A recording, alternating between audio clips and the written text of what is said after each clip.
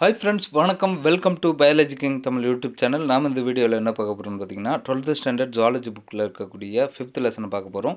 இந்த 5th லெசனில் already 6 videos upload பண்ணியிருக்கோம். அதோட லிங்க் பார்த்தீங்கன்னா டிஸ்கிரிப்ஷனில் கொடுத்துருக்கேன். அதை கிளிக் பண்ணி நீங்கள் பார்த்துக்கலாம். இந்த லெசனோட நேம் என்னன்னு பார்த்தீங்கன்னா மூலக்கூறு மரபியல், அதாவது மாலிகுலர் ஜெனட்டிக்ஸ். வாங்க நம்ம கொஷின்ஸ் பார்க்கலாம். இந்த கொஷின்ஸ் யாருக்கெல்லாம் யூஸ்ஃபுல்லாக இருக்கும்னு பார்த்தீங்கன்னா பிஜிடிஆர்பி ஜுவாலஜி, யூஜிடிஆர்பி ஜுவாலஜி, நீட்டு, டிஎன்பிஎஸ்சி போன்ற தேர்வு எழுதுகிறவங்களுக்கும் 11th மற்றும் 12th படிக்கக்கூடிய மாணவர்களுக்கு இது 100% மார்க் எடுக்கிறதுக்கு ரொம்பவே யூஸ்ஃபுல்லாக இருக்கும். அது மட்டும் இல்லை, எல்லா காம்படிட்டிவ் எக்ஸாம் எழுதுகிறவங்களுக்கும் இது ரொம்பவே யூஸ்ஃபுல்லாக இருக்கும். கொஷின்ஸ் பார்க்கலாம்.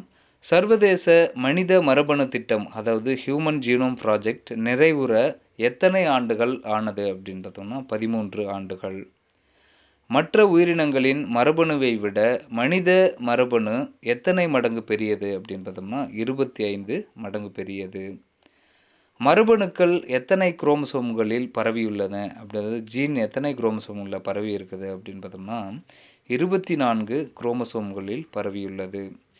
அதிக மரபணு அடர்வினை கொண்ட குரோமோசோம் எது அப்படின்னு பார்த்தோம்னா 19வது குரோமோசோம். குறைந்த மரபணு அடர்வினை கொண்டுள்ள குரோமோசோம் எது அப்படின்னு பார்த்தோம்னா குரோமோசோம் 13 மற்றும் ஒய் குரோமோசோம். 1வது குரோமோசோம் எத்தனை மரபணுக்களை கொண்டுள்ளது அப்படின்னு பார்த்தோம்னா 2968 மரபணுக்களை கொண்டுள்ளது. ஒய் குரோமோசோம் எத்தனை மரபணுக்களை கொண்டுள்ளது அப்படின்னு பார்த்தோம்னா 231 மரபணுக்களை கொண்டுள்ளது. டிஎன்ஏ ரேகை அச்சிடல் தொழில்நுட்பத்தை, அதாவது டிஎன்ஏ ஃபிங்கர் பிரிண்டிங் டெக்னிக் உருவாக்கியவர் யார் அப்படின்னு பார்த்தோம்னா அலெக் ஜாஃப்ரேஸ், 1985. 2014ஆம் ஆண்டு ராயல் சொசைட்டி வழங்கிய கோப்லே பதக்கத்தை பெற்றவர் யார் அப்படின்னு பார்த்தோம்னா அலெக் ஜாஃப்ரேஸ். இவர் எதுக்காக பெற்றிருப்பார் அப்படின்னு பார்த்தோம்னா இந்த டிஎன்ஏ ரேகை அச்சிடல் தொழில்நுட்பத்தை உருவாக்கியதற்காக இந்த கோப்லே விருதினை பதக்கத்தை பெற்றிருக்கிறார்.